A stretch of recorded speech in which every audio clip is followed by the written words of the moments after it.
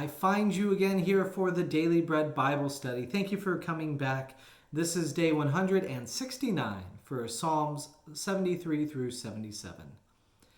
We enter into the collection of Psalms, the third collection of songs, the third book of Psalms as it is called, here for Psalm 73. This is a psalm of Asaph, the worship leader. In verse 3, I selected, I was envious of the arrogant. I saw the prosperity of the wicked.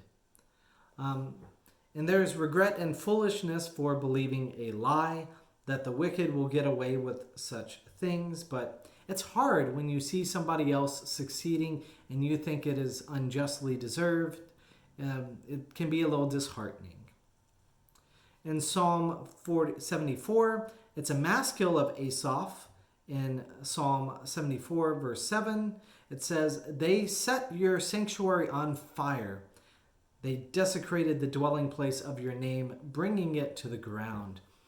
This makes me think of the exile and the siege of Jerusalem and ultimately the destruction of Solomon's temple. So it is something very moving and sad.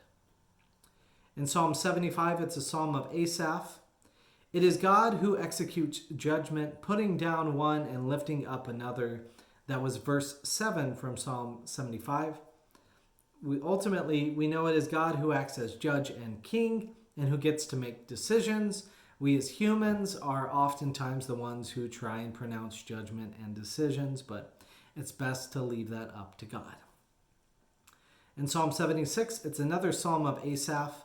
This is a song, and in verse 4 I selected, glorious are you, more majestic than the everlasting mountains.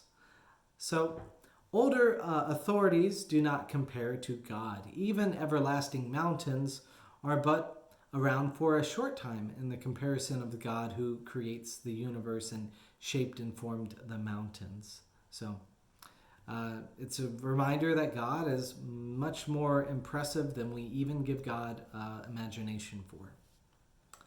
And Psalm 77, our last psalm for today, is another psalm of Asaph. In verse 11 it says, I will call to mind the deeds of the Lord. I will remember your wonders of old. And in a lot of ways, it's a reminder too of the parting of the Red Seas, the general waters and rain clouds controlled by God, all of these deeds of power that God has exhibited. It's easy for us to forget. So I hope these Psalms help you in your spiritual life, and remember that that you have gotten to the point where you are at in life, and that is a blessing, and that for the future as well too, God will be there. And let's remember how awesome God is. So thank you, and we'll look forward to talking more next time.